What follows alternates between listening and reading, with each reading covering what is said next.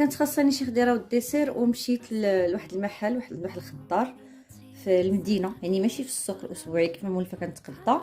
وصراحه تصدمت بالثمن، لدرجه كنقول ليه واش هاد الثمن ديال هاد الخضره هذه كلها، زعما ديال التقضيه كلها، ولا غير ديال الخضره بوحدها، ولا غير ديال الديسير بوحدو، ولا ديالاش؟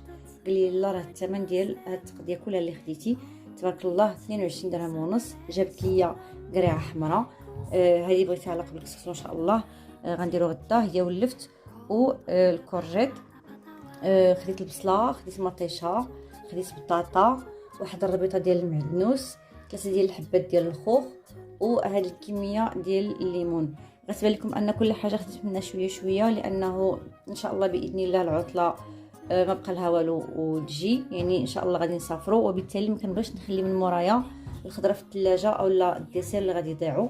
هادشي علاش كناخذ غير لا كونتيتي اللي غادي تكفيني في هاد الايام هادي. اشنو بان لكم؟ كاين شويه ديال الرخاء على ما اظن. ايوا الله يدومها نعمه ويحفظها من الزوال.